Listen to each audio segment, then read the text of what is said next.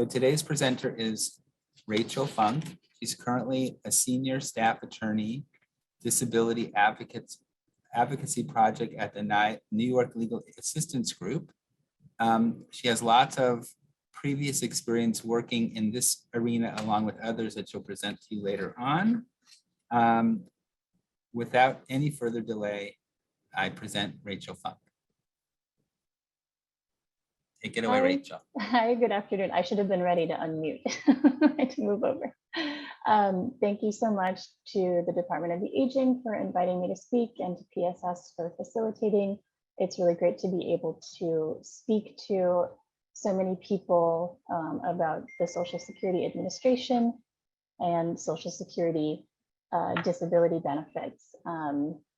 And I encourage you all to put your questions in the chat and prepare questions if you have any for the Q&A session so that we can address the issues that are important to you today. As David mentioned, today is the disability benefits overview, and then on September 6th, there will be another presentation about common termination events and how to the process relating to those issues. So if you could just reserve questions about those types of issues for the September 6th event, that would be great. Okay, I am from New York Legal Assistance Group, the Disability Advocacy Project. You can go ahead and move to the next slide now. Thank you. So NILAG is a leading nonprofit, and we provide free legal services in civil matters to low-income New Yorkers. We also provide financial counseling, and we do a lot of policy advocacy at the state and federal level to help people who are experiencing poverty and try to create more equality in our world. You can go to the next slide. So for today, I'll be going over how to apply for Social Security benefits, the difference between the two main disability benefits programs for Social Security, and then how to appeal. I seem to have missed the slide about how to contact NILAG. So you can reach out to NILAG by phone or online to seek help from us. And I will provide that contact information in the materials after the presentation. But if you just search for NILAG on Google, you'll find our website and you'll be able to connect to our intake process that way. Or you can always call our main line at 612 or 212-613-5000 and speak to the office staff about how to get in touch with our intake staff. Before I go into the nuts and bolts of what I'm going to talk about today, I did want to do a few polling questions just to get a sense of everyone who is participating today, your experience with Social Security and your background right now and why you're interested in this topic. So if you could put up the polling questions now, if everyone could answer, that would be great. Are you all able to see the polling questions well? Yes. Great. Okay, I am ending the poll now. Great. So I don't see a report with the responses from the poll. Are you able to? Oh, no, I do. It's in the chat. Gotcha. Yeah. Okay. Took a second great. to share. So vast majority care coordinators are social workers. Wonderful. Okay. I'm so glad that you're attending. We try to work in conjunction with social workers a lot and care coordinators. And we know that you are often on the ground assisting clients as they interact with these agencies, in particular Social Security. So that is really good for me to know. Okay, so I think knowing that, I'm going to try to focus more on how to apply and how to appeal. I will still go over the eligibility criteria, but I think for your day-to-day practice, I think how you actually do the paperwork is probably going to be more useful. So you can go ahead and move to the next slide. All right, so starting an application is a little bit complicated because it's Social Security. So you have multiple different options for how to start an application, but that does a little bit depend on which type of program you're trying to apply for. So one main way that a lot of our clients do apply for benefits is in person at the local Social Security office. The field offices were closed during the pandemic, but now almost all of them are open for appointments and for walk-in services. So you could certainly call your local field office to schedule an appointment for a new application, or you could just walk in. You might not be able to be seen that day, but you could get an appointment for later. You can also call the National Social Security hotline number or your local field office, and they will make a note that you want to apply, and they will mail you the paperwork that's required, and then you'll need to resubmit it to Social Security. They do also have a website, so you are able to apply for SSD benefits fully online. You can complete that whole application online, and you can start the application for SSI. So you could do that, and then you can get the paperwork for SSI mailed to you to complete that application, or you could do a telephone application for the SSI to complete it. So that's what makes it a little bit complicated. The online, I think they're still sort of trying to bring that up to speed for both programs. For a long time, you could not do any type of application for SSI online. So being able to at least start it and have confirmation that you started your application on that day is actually a step forward. The other way that a lot of our low income clients will apply for benefits from Social Security is HRA will assist with those applications. Thank you, David, in the chat for contacting NILAG. Okay, you can move to the next slide. All right, so once you have put in your application, or at least started your application, your local field office then has the responsibility to process it. So they do the initial review of everything that you submitted, and they might mail you anything that you need to complete. They might schedule an in-office appointment if they need you to bring paperwork or documents, anything like that. Or they might schedule you for a telephone interview to complete as much as possible over the phone. They, in particular during the pandemic, they expanded a lot of the services that they were providing by phone. So that is a way that a lot of people do complete the applications.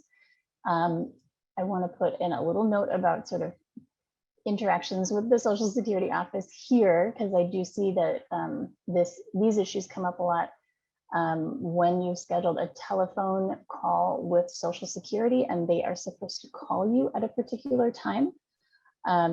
You need to give it a lot of leeway. So you might have an appointment that's scheduled for 9 in the morning or 10 in the morning, and you might not get a call until 3 or 4 in the afternoon, or you might not get a call at all. It's important, if that happens, for you or your client to have kept any letter that scheduled the appointment, to make a note that the appointment did not happen for whatever reason, and also to call your local office to notify them that the appointment did not happen so that it can be rescheduled. Sometimes what will happen is that people will get a letter in the mail a couple weeks later when they didn't get a call saying, we aren't going to approve your benefits application because we think you don't want to. So if you have contacted the Social Security office to let them know you were available for the call, but for whatever reason you didn't get it, they'll reschedule it for you. Next slide. All right, so then once all the initial paperwork is in, the process for evaluating a disability application is actually bifurcated. So the local field office verifies any non-medical criteria, and we'll talk about those more in detail. And then the medical evaluation for the disability analysis goes to a state office in the Office of Temporary Disability and I'm not sure what the A stands for, or DDS. Next slide. Okay, so what you need to have ready when you're going to be applying for benefits is proof of your identity, including your immigration status, because that can have an impact on your eligibility for these programs. Proof of your marital status, if you have it, and dates of your marriage and or separation to the best of your recollection if you don't have the paperwork. You also need to have information about who lives in your household. And depending on the program, you might also need information about who's on the lease, and specifically who pays for the rent and how much everyone pays for the rent or mortgage on the home.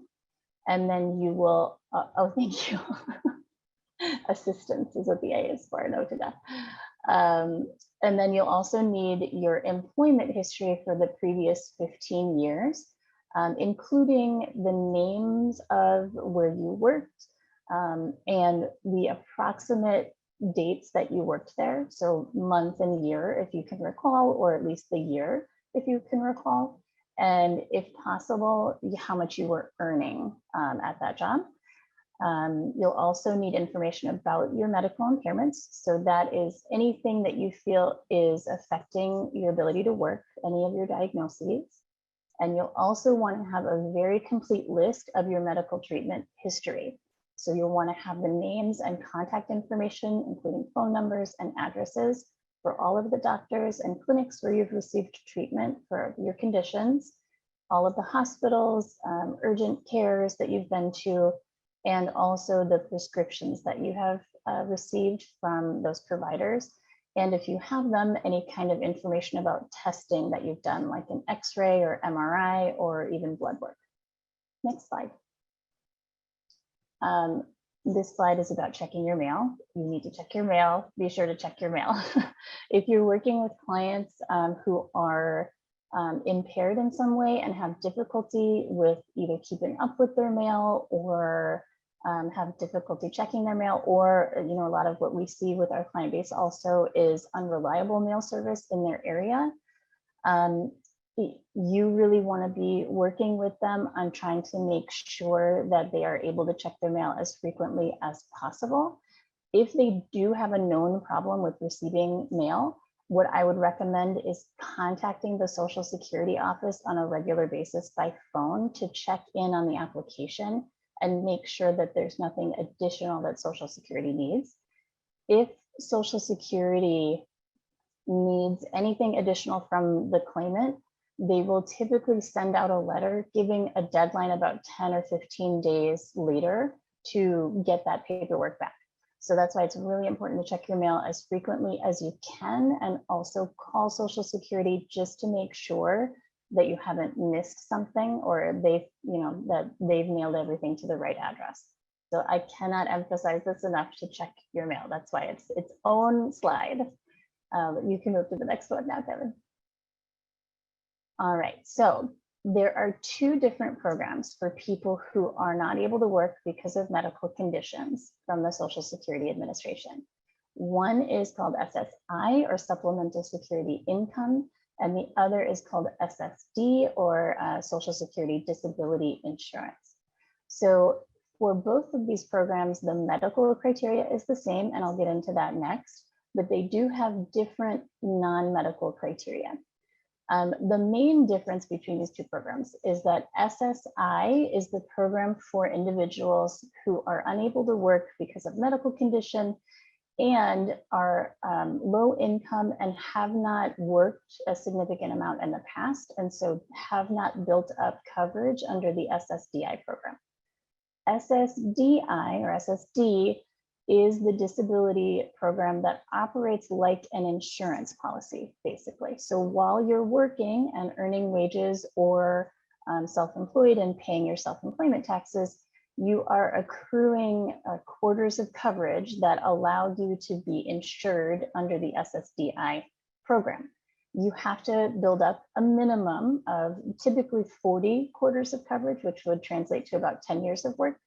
But there are nuances and exceptions to that. So you don't have to always have exactly 10 years of work. And once you have met that threshold, then you have coverage under SSDI for a period of time after you stop working.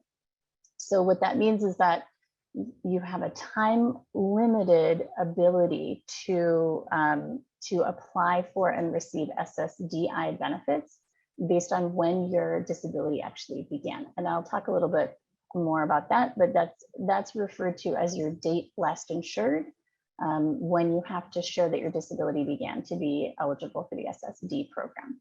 The other main difference between these two programs is that because SSI is for low income individuals, there are resource limits, and resources essentially refers to cash at home, money in the bank, any kind of property that you own that you're not living in would count as a resource. For an individual, the limit for that is $2,000, and for a couple, the limit is $3,000.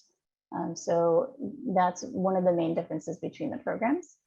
And then the other main difference is that the amount of the benefits for SSI is a flat rate nationwide, and then states might supplement a little bit more. Not all states do that though. In New York, there's an $87 state supplement for individuals who are living alone, or a $23 state supplement for people who are living with other people. And the federal benefit rate for SSI goes up a little bit, usually every year for cost of living adjustments. For SSD, the amount of the monthly benefit depends on how much the recipient's earnings were in the past. So there's a calculation that's done based on earnings in the past, and then that determines how much your monthly benefit will be up to a maximum. Next slide, please. Okay, so as I said, the medical criteria is the same for both programs, and Social Security defines that in their law, in their rules, as the inability to perform substantial gainful activity by reason of a medically determinable physical or mental impairment, or combination of impairments which has lasted or is expected to last for at least 12 months or end in death, taking into account the individual's age, education, and work history. There's a lot of terms of art in there that we're going to talk about in more detail as well, but that's the overall way that they define it. Essentially, it's a long-term medical condition or group of medical conditions that make it not feasible for the person to work in work that they used to do or any other kind of work. Next slide. So they've parsed out that long definition into a 5-step analysis, what they call the 5-step analysis, but is actually 6 steps. So we have a 3.5 step here. The first step is whether the person is performing substantial gainful activity, whether the conditions, the medical conditions are severe, whether the conditions meet or equal a listing. We're going to talk about all of these in more detail, but this is the overview. The residual functional capacity for the claimant, whether that claimant is able to perform their own past relevant work, or whether the claimant is able to perform any other kind of work in the national economy, considering their age, education, and work experience. Next slide. Okay, so substantial gainful activity is one of those terms of art that I mentioned before. This is what Social Security will consider to be earnings that demonstrate that you're able to work enough such that you're not disabled. So they have here, every year it changes a little bit, again, for cost of living increase. And what they look at are your gross earnings before any kind of taxes, retirement deposits, anything like that gets taken out. So your gross earnings. And they look at it on a month-to-month basis. So for 2022, that is $1,350 per month or more. So if you're working at a job part-time, this is going to be, for most people, a part-time earnings amount, and your gross earnings in the month are $1,350 or more, Social Security is going to automatically deny your application for benefits unless you fall within one of the exceptions. So there are exceptions for a short-term work attempt. So if you're trying to work and it doesn't work out because of your medical condition, that can be an exception as long as it's for less than 6 months.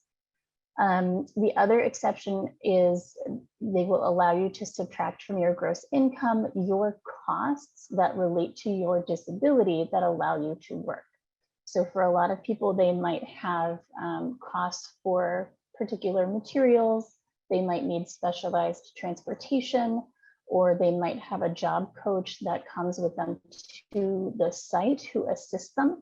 Those are all types of things that can be subtracted from your substantial gainful earnings amount, well, from your gross earnings amount to arrive at your actual substantial gainful earnings amount. So for you, as people who are working with individuals looking at maybe applying for benefits, if you have a client who is working, that doesn't necessarily mean that they can't get the disability benefits, but they will need to gather together their pay stubs or a report from the payroll department that says how much they're actually earning on a month-to-month basis. If they get their checks biweekly, so every 2 weeks, then you'll need to sort of figure out what the actual month amount is, and that can be helpful to have the pay stubs so you can see the pay periods.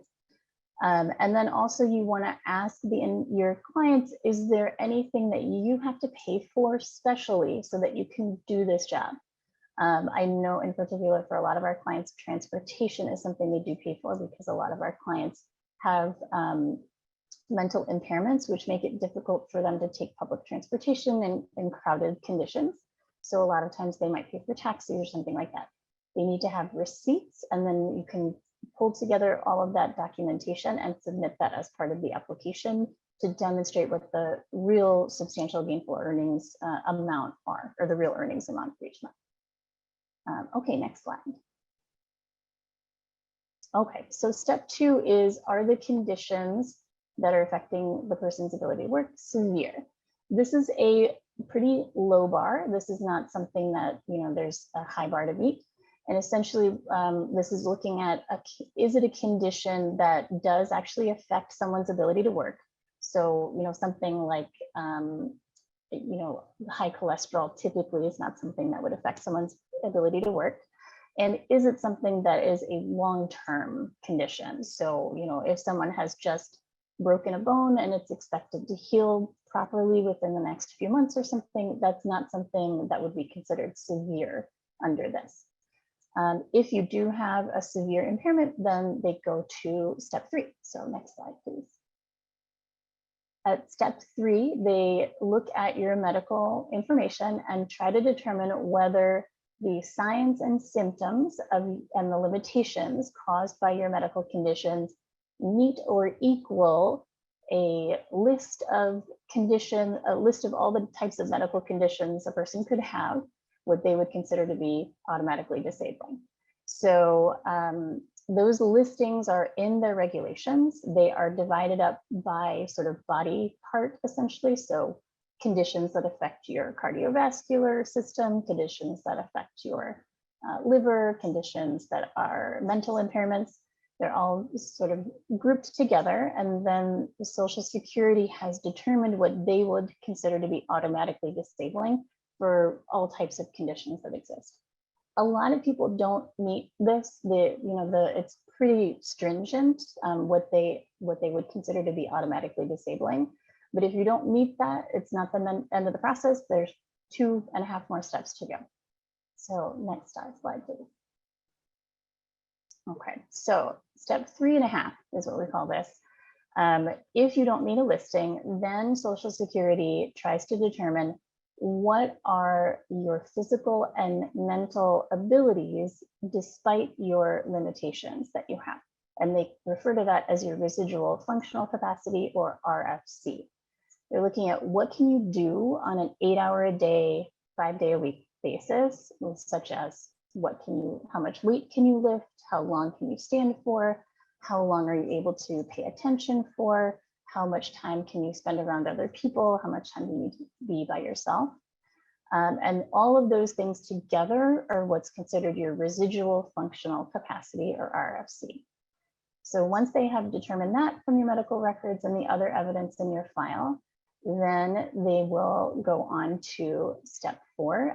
And down here at the bottom, the diagnosis, symptoms, limitations.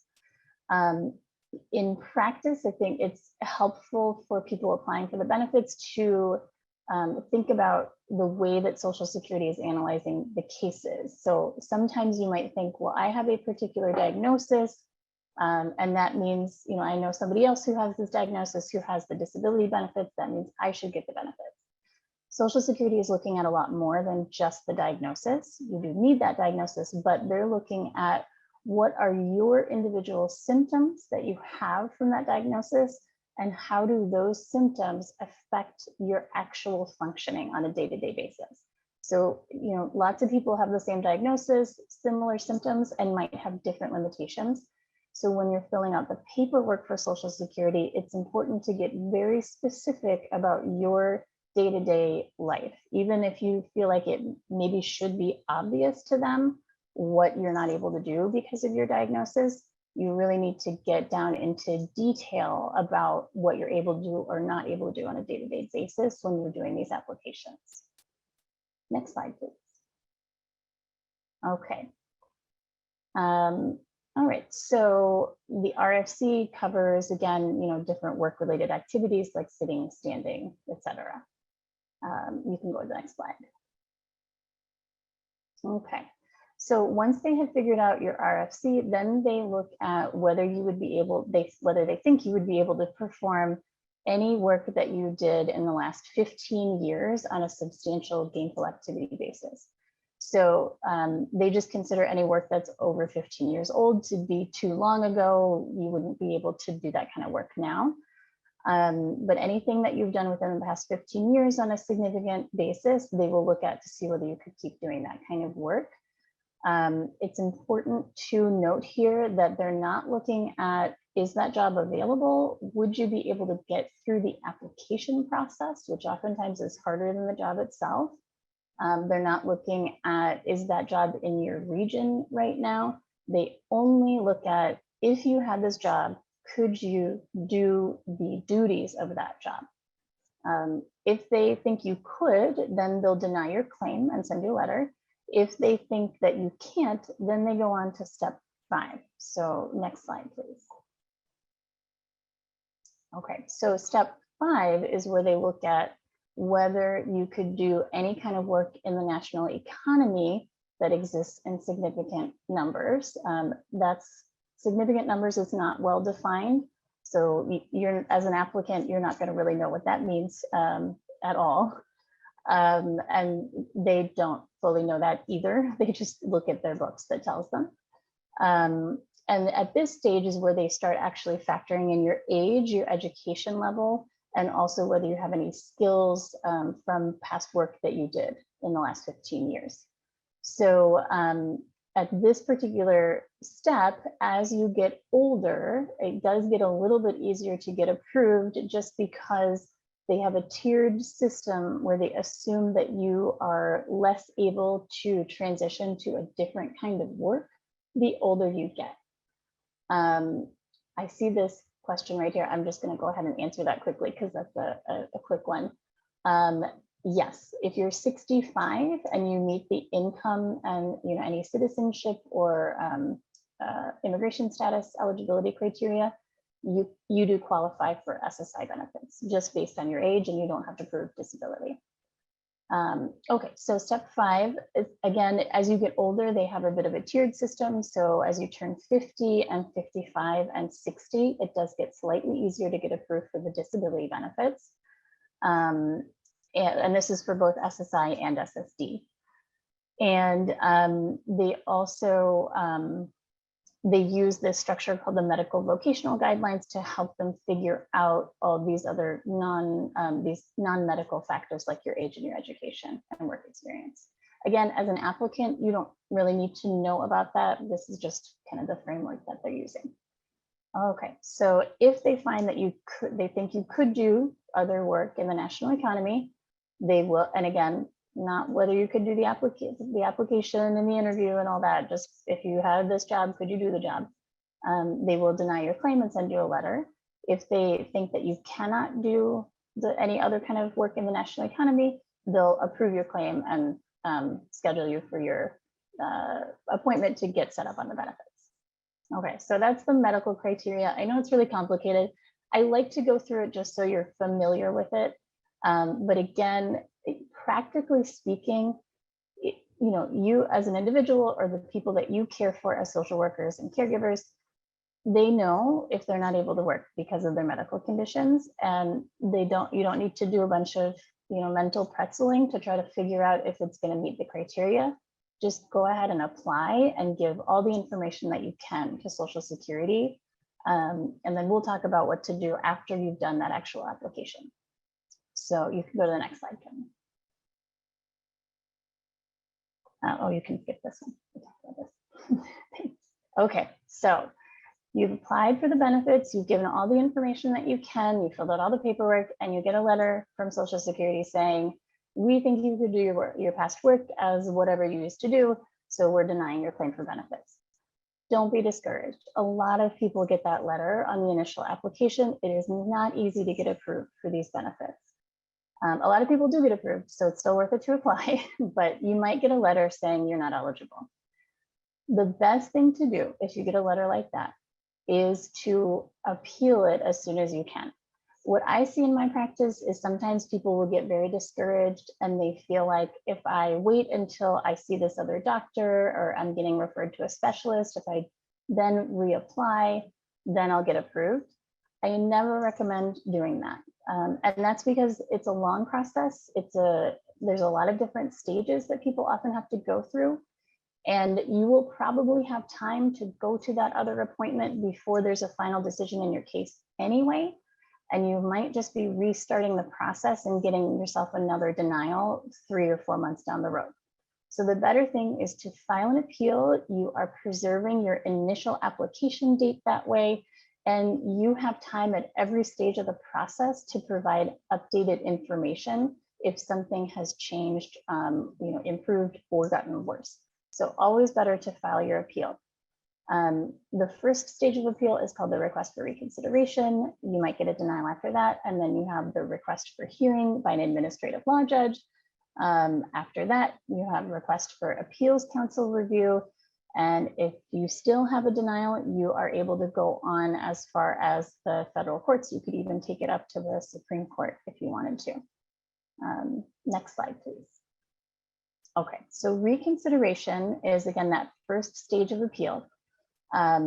For a medical issue for reconsideration, you have 60 days from when you receive that initial denial to file an appeal, or 65 days from when they mailed it to you.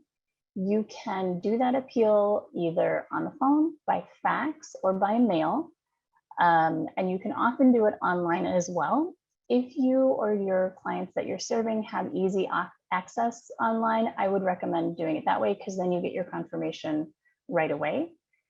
For all of these different ways of filing the reconsideration, you really want to be sure that you're calling your local Social Security office within about a week or two to make sure that they are processing your request.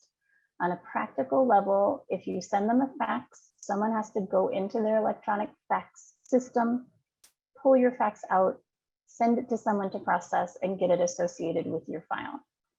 If you file it online, they have to go into the online system, pull your appeal, assign it to someone, get it processed. There are a lot of ways that your appeal can get lost, which is why it's good for you to have your confirmation and why it's really important to call to follow up to make sure that you are, that it's being processed. For our office, we provide legal services.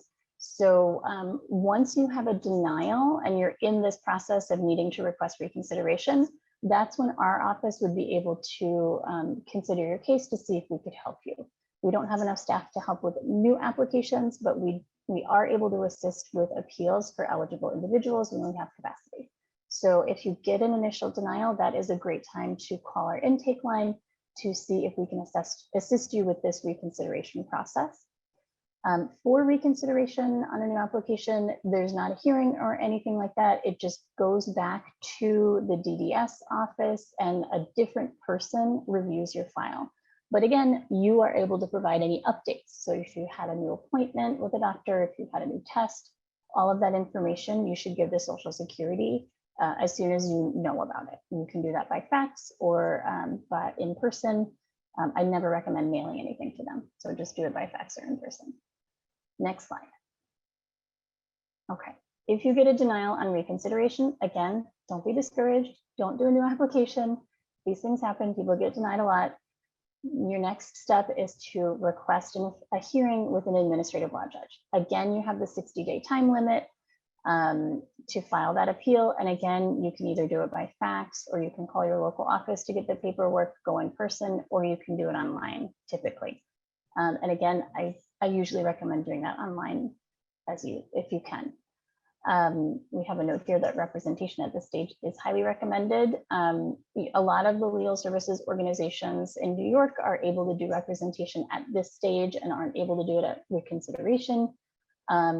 It's something that you can do on your own. You can always represent yourself in front of the Social Security Administration if you would like to, but it can be very helpful to have someone who is more familiar with the process, who can assist you with gathering your medical records, making sure that they get to the Social Security office, writing any briefs to the judge to summarize why you are eligible for the benefits, and then also to be there with you when you have your hearing so that that person can help sort of guide you with their questions to get the most important information to the judge, and can also cross-examine any other witnesses. Okay, next slide, please. Okay, so the administrative law judge process is technically defined by Social Security as a non-adversarial fact-finding proceeding. I can tell you from my experience, I've been doing this for 7 years. For most clients, or a lot of clients, it does not feel non-adversarial. So while the judge is not supposed to be on the side of Social Security or anything like that, and they are independent in their decisions, they do see a lot of cases. And I know that for my clients in particular, it can feel like the administrative law judge is not really hearing you with what's going on with you. So for your clients, as they're preparing for a hearing, just keep in mind that it might feel really hard, and it is going to feel really hard to talk about your medical conditions, or in particular mental impairments, to someone who is a stranger who is just sort of staring at you during the process. But it's really important to try to be as open and forthright as possible while you're in that hearing. Right now, the hearings are being held in 3 different ways. They're doing in-person hearings for some people on a limited basis. They are doing video hearings for other people, so you can attend your hearing from your computer at home. And they're also doing telephone hearings. So you have a right as a claimant to an in-person hearing, and you can wait to have an in-person hearing scheduled, or you can choose to have your hearing by phone or by video, and it might happen a little bit quicker that way. And it's really just your preference. If you're interested, you can Google the judge that's assigned to your case to see how often they approve cases or not. In my practice, I typically don't do that. I don't really think it helps to anticipate what you think the judge is going to do. As the claimant, your job is just to answer the questions as truthfully as possible. So trying to think about what might happen, I think usually is kind of counterproductive and distracting. Okay, so you've had your hearing with the administrative law judge, and you have to wait then for the judge to issue a decision in your case. You will get it in writing, and it is very difficult to predict how long that might take. It depends on a lot of factors, including the judge's schedule and whether there are any records that the judge feels are missing from your case, or your representative thinks are missing from your case. And then the judge has to go through a whole process of writing and getting everything squared away. So the decisions can come right away. They can come in a week, but more typically they might come in 2 to 3 months or even longer, depending.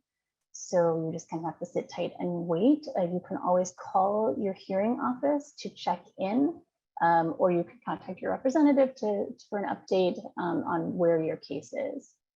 Once you have the decision, if it's a denial again, you have another avenue of appeal. So next slide, Kevin. The next avenue of appeal is called the Appeals Council. And again, you get your 60-day deadline to file that appeal. And again, you can do that online, or you can do that by fax or in person at your local office. The Appeals Council review, you don't get a hearing for. Typically, only in very rare circumstances would the Appeals Council do a hearing. Instead, what they do is they look through your entire file, they look through the judge's decision, and they try to determine whether the judge made any mistakes in their decision. They're looking for mistakes of law, mistakes of fact, where the judge, didn't read the records right or misapplied what the law was or something like that. If they think that the judge has made the wrong decision, they might send it back for a new hearing. They might make a decision on their own, but more typically what the Appeals Council does is say that they think the judge did everything right and they don't want to change the decision in the case. This is a very long process. The Appeals Council review, it says here, can be a wait time of 15 to 18 months. I've had some cases take longer than that even. But again, you can call the Appeals Council office to follow up with them just to see where your case is at. And it's important to note that while your case is pending at the Appeals Council, you are not permitted to submit a new application for benefits unless you have a new condition that has arisen that the judge, when they looked at your case, wasn't aware of. So, if you have a new injury that turns into a long-term injury, that's something that you'd be able to do a new application for. And then that doesn't affect your earlier case with the Appeals Council. Otherwise, you have to just wait until you get a decision from them to try to do a new application. If the Appeals Council says that they don't want to change anything about the judge's decision, they will again send you a letter. And at that stage, you have another avenue of appeal to the federal district court. So next slide, Kevin. Okay, so federal district court review, again, you get your 60-day time limit. This is the final level of appeal in the sense that you're outside of the Social Security Administration now, and your appeals are going to go through the federal court system if you want to follow up on appeals. And at this stage, you are now permitted to file a new application for benefits, regardless of whether it's a new condition or not. And if you get approved on your new application, your appeal to the federal courts then is just about how far back do your benefits get paid to you, essentially. Okay, so what often happens with federal district court review is if they think the judge made a mistake in your case, they will send it back to Social Security for you to have a whole new hearing going back again from your original application date. So it's sort of like a complete do-over of your case. It is again very rare for the district court to say that someone is just eligible for the benefits and the benefits should get paid to them. If there's a mistake in the case, they almost always give Social Security another opportunity to do the case again. Okay, so that is the overall sort of process. Some key points are on the next slide, Kevin. Typically it's a 60-day deadline to appeal, and again, it's either 60 days from when you receive it or 65 days from when they mail it to you, whichever is later. When you contact Social Security, you always want to keep notes. You want to ask for the name of the person that you're speaking with. You want to make a note of when you're calling and what time you're calling. You want to make a note of what they told you, any paperwork that they asked you for, the fax number, if they give you the fax number. Keep really good notes of what they tell you. Social Security employees are supposed to make notes in the remarks section of your file whenever they speak with you, but they get a lot of calls and they're very busy and they don't always keep notes in the way that would be the most useful for the claimant. So you should keep your own notes so that if you need to call back again, you can say, here's who I talked to, here's when I talked to them, and here's what they told me. You also want to keep copies of every single thing that you submit to Social Security. It's really, really important. Even the paperwork that they send you that you're filling out on their forms, before you give it back to them, make a copy for your own records. Typically, when they mail you forms, they will mail it to you with an envelope for you to mail it back to them. It is your choice if you want to do it that way. I almost always recommend that you either fax it if you can, or take it in person so that they can bring it into their area and give you back a stamped copy confirming that they received it. Again, Social Security is a huge agency. They get a whole lot of mail, and they're not always the greatest at opening the mail timely or getting it associated with your case very soon. And they might close out your case because they think that you haven't sent them something when in fact you did. It's just in their mailroom somewhere. So that's why I always recommend sending it by fax if you can. If you can't afford to do that, because of course, if you have to fax it from Office Depot or something, they might charge you. Then take it in person so that you can get a stamped copy. And again, just like with your application, call in a couple of weeks to follow up to make sure that they have it in their system. And keep all of your materials in one place so that you have them easily accessible, including letters that you get from Social Security. Online, you can, I think there was, I think Zuli put in here, here, how do you contact your local Social Security office? If you do a search on Google for Social Security local offices, they have the information available by zip code. You can search by your zip code. So that is the overview. And now we have 10 minutes for questions, which I'm sorry is less than we might need. Well, I just want to take a second to thank you, Rachel. You walked us through like quite a lot of information and in a very organized way. So we really do appreciate it. Now we're going to ask people to put their questions in the chat, and Julie is going to read, ask you questions, I think. Okay. Rachel, thank you for bringing it back home for me. So we did have a question from Wellbeing Lee. How do we show proof of no income or employment for Social Security disability if the client is applying like 7 years later? Sure. So that's a really good question. You don't need to worry too much about proving that your client does not have income right now. They will fill out the paperwork saying, I don't have any income right now.